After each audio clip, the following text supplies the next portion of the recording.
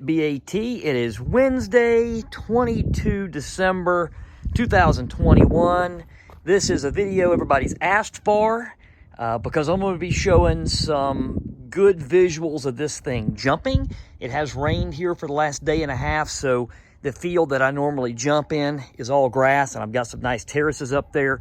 I don't want to shred it, so I'm not going to do that.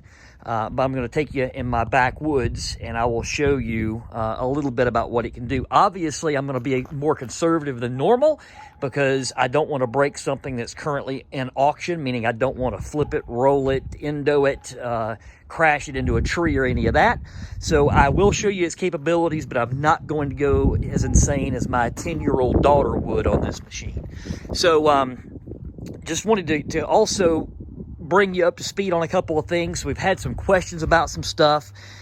They've come through in the comments. Also, they've come through phone calls and emails. We've had more traffic on this auction than we've had on some specialty cars that we've auctioned. So, of course, this vehicle is the ultimate in 1980s, 1990s, right? The Odyssey was the 80s thing. This one is kind of 1989, 1990. It's a great high quality unit. That's the reason why these vehicles can still be in original condition, even with original tires on them over 30 years later, okay? You're not gonna buy anything new or anything that's 10 or 15 years old that will give you the quality of this vehicle or an Odyssey or any 80s or early 90s Honda, okay? You're just not gonna do it. And I own a lot of them, and I can say that with confidence and direct experience.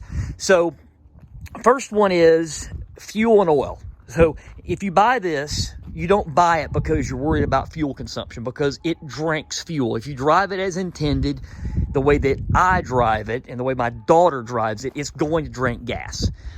So, you know, if we get out here and ride for 2 or 3 hours, we're going to burn over a tank of fuel. I just filled it up. It was actually low in the last video. So I filled it up with a mix of 32-to-1 with the original Blendzall racing castor oil that you see here, and a mix with 90 octane Rec 90, which is non-ethanol fuel. I recommend that anybody that buys this machine keep doing that if possible. You can go to puregas.org and find a local station that has non-ethanol, or what we call Rec 90 fuel. You know, it's been ran on the entire time I've owned it. I cleaned the whole fuel system when I bought it as standard procedure, and I replaced all the gas that was in it with the Rec 90, and that's what it's ran the entire time. It runs better, it runs cooler, it runs cleaner, it tunes better, and with this 32-to-1 mix of this old original castor oil, it runs clean, meaning it doesn't smoke a lot. All two-stroke smoke some, but this one smokes very little, especially compared to some of the other machines that we've got that we also run at 32-to-1. So I've just filled up the fuel tank because it was low in the last video. And, you know, people argue about which oil's best.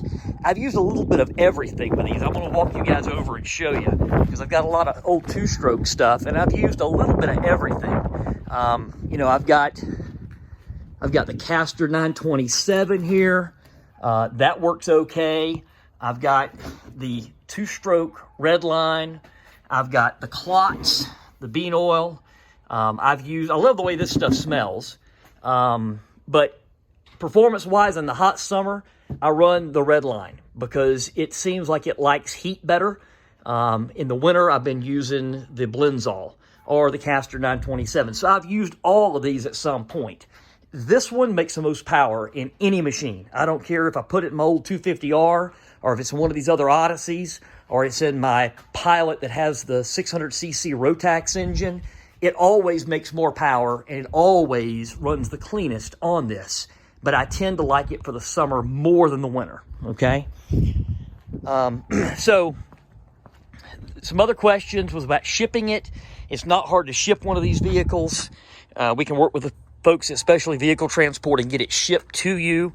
It takes up less space than a car does, obviously, so wouldn't be concerned with that. It's easy to deal with. The one thing I will say is if you are the proud new owner of this come later this afternoon, we will not be able to ship it till after the first of the year because we're going to be traveling the majority of the rest of this week, as well as all of next week, and will not be available to ship it. So I just want to make sure everybody understands that.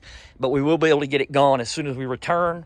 And that gives you plenty of time to get things paid and all that sort of thing as well. So I've just filled the fuel tank. Like I said, it hasn't been started since the last video, okay? It's about 50 degrees out here now, so I'm gonna put it back in neutral here.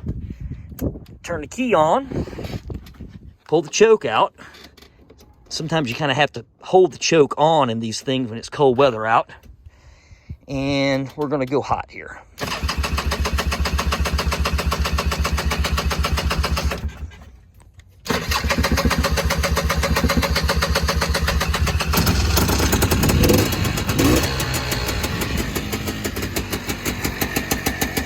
Leave the choke on for a second so you can tell that it's smoking just a little bit. I can kick the choke off and it'll actually idle pretty well to be cold.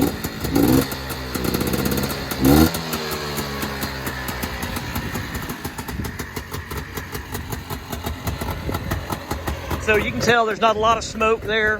The clutches in these machines will make a little bit of noise when they're cold, especially at idle. Sometimes when you return to idle, the clutch will make a little bit of noise.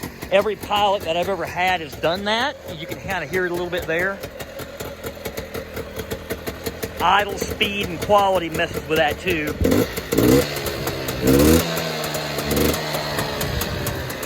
Okay, so I'm gonna let it warm up and I'll show you guys a little bit more about what it's got when I take it out back and jump some of these terraces that I've got in my woods.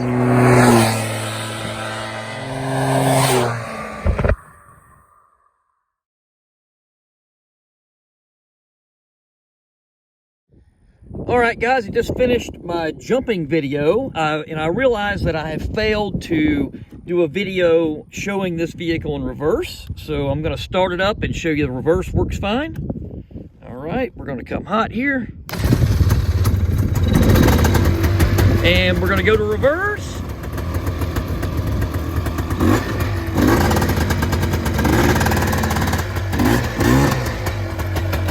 Okay, you can see reverse works. I'll go back to forward.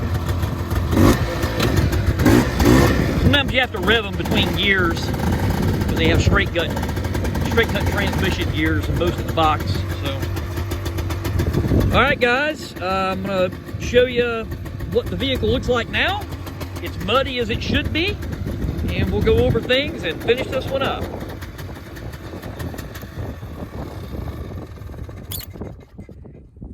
All right, guys, so jumping video's done. I'm just shooting this video to show you that I didn't crash it, didn't hurt it. It looks the same as it did before.